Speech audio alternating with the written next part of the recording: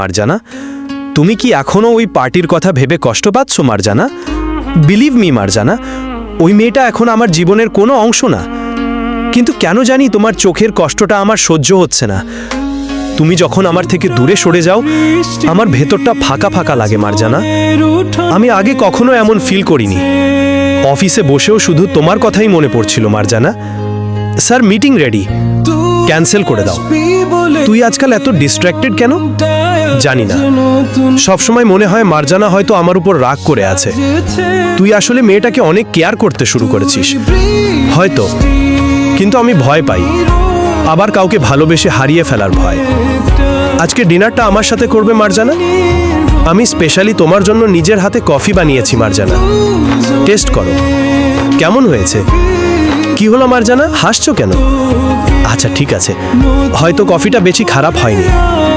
অনেক দিন পর তোমার হাসি দেখে নিজের মনটাও হালকা লাগছে মার্জানা। তুমি জানো মার্জানা, এই বাড়িটা আগে আমার কাছে অনেক ফাঁকা লাগতো, কিন্তু তুমি আসার পর সবকিছু আস্তে আস্তে বদলে যাচ্ছে। আমি নিজেও বুঝতে পারছি না কেন তোমার সাথে এত অ্যাটাচড হয়ে যাচ্ছি। তুমি যখন আমার কেয়ার করো, আমার মনে হয় কাল থেকে নিয়াজকে অনেক অন্যরকম লাগছে। কেন জানি মনে হচ্ছে নিয়াজ আস্তে আস্তে নিজের মনের দেয়ালটা ভেঙে ফেলছেন। পার্টির ওই মেয়েটার কথা মনে পড়লেই এখনও আমার বুকটা কেঁপে ওঠে নিয়াজ। কিন্তু তারপরও আমার মন চায় নিয়াজ শুধু আমার সাথেই থাকুন। আমি কি সত্যিই নিয়াজকে এত বেশি ভালোবেসে ফেলেছি? নিয়াজ, আপনি আজ অফিসে যাননি? মিটিং ক্যান্সেল করে দিলেন? আমার জন্য কফি বানিয়েছেন নিয়াজ? আপনি তো আগে এমন ছিলেন না।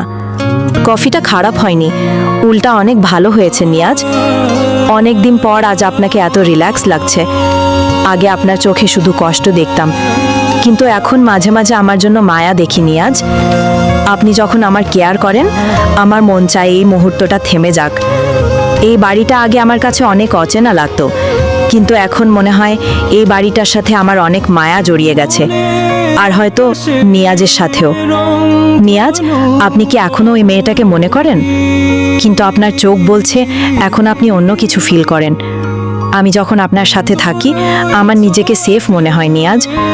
আগে আমি ভাবতাম এই বিয়েটা শুধু একটা কন্ট্রাক্ট, কিন্তু এখন মনে হয় এই সম্পর্কটা আস্তে আস্তে সত্যি হয়ে যাচ্ছে। নিয়াজ যখন আমার দিকে তাকান, আমার বুকটা হঠাৎ করে কেঁপে ওঠে। আমি চাই না নিয়াজ আবার আগের মতো দূরে সরে যান। কেন জানি আজকাল নিয়াজকে ছাড়া কিছুই ভালো লাগে না। তাহলে কি আমি সত্যি নিয়াজের প্রেমে পড়ে গেছি?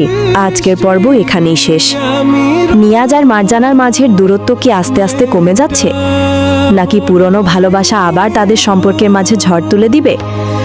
পার্ট 7 দেখতে হলে এখনই ভিডিওটা লাইক করো, কমেন্ট করে বলো নিয়াজ কি সত্যি মার্জানার প্রেমে পড়ে গেছে।